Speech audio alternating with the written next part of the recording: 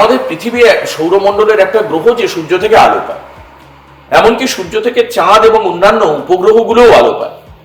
তাহলে এই বছরটাকে রবির বছর সংখ্যা তত্ত্বের বিচারে নিউমেরোলজিতে কেন বলা হচ্ছে, এবার কেন বিশেষত্ব, আমি জানবো দিদির থেকে। অনন্যাদি, দেখো এটা কেন সূর্যের বছর।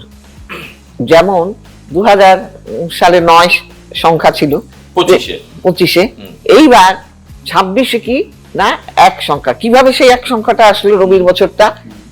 2 2 4 আর এদিকে 6, তাহলে কি হলো 4 আর 6 10, 10 মানে 1 আর 1 মানে এটা হলো রবি। 10 মানে 1 বলতে তুমি 1 যোগ 0 বলছো, হ্যাঁ করে 10 হচ্ছে। হ্যাঁ 1 হচ্ছে, মানে 1 যোগ 0 করলে 1 হয়। হ্যাঁ, শূন্য করলে ই হয়। হ্যাঁ, নিউমেরোলজিতে রবিকে ইন্ডিকেট করে, সেই কারণেই এটা রবি বছর।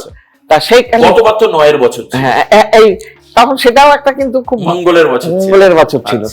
হ্যাঁ, আর এবার আমরা এই বছরে আমাকে একটু বলো কি কি আমরা করতে পারি আর কি করা উচিত হবে না তোমাদের অ্যাস্ট্রোলজির বিচারে। আগে এইটা বলে নাও, তারপর রবির বছরেরটা শুনবো।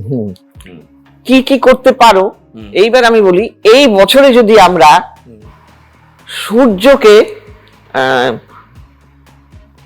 প্রণাম করতে পারি, প্রত্যেকদিন, হ্যাঁ, স্নান করে ভোরবেলা উঠে সূর্যকে যদি প্রণাম করি, আমাদের মধ্যে আলস্যটা থাকবে না। এটা পারবো না, যারা পারবে না তাদের জন্য তো আছেই। যদি দুপুরবেলা আমি স্নান করি, সূর্য যতক্ষণ থাকবে তুমি করতে পারো।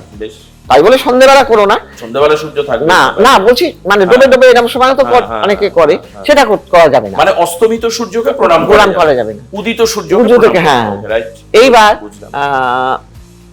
এই সূর্য যখন প্রণাম করবে তখন তার সঙ্গে কি দিতে হবে? দিতে হবে একটা কোষাকুষি তামার পাত্র নিতে হবে, তার মধ্যে দিতে হবে দূর্বা, লাল যে কোনো ফুল, বিশেষভাবে সবাই জবা ফুলটাই বেশি দেয়।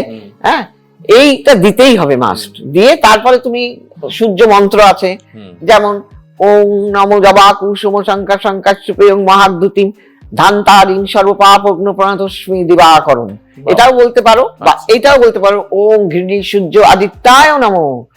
হ্যাঁ, এটা বললেও হবে। সোজা বেশি, এটা সোজা, ছোট আর হ্যাঁ, সোজা মানে ছোট। হ্যাঁ, কিন্তু প্রথম মন্ত্রটা যেটা তুমি বললে ওটা কিন্তু একটু বড়, বহু প্রচলিত। হ্যাঁ, আমি বহু জায়গায় এই সূর্য পুজো বা প্রণামে এই মন্ত্র শুনেছি। আবার কেউ কেউ এটাও বলে ওম হ্রিং হ্রিং সূর্যায় নমঃ। আচ্ছা, এটাও বলতে পারো, এটা তন্ত্রের মন্ত্র না?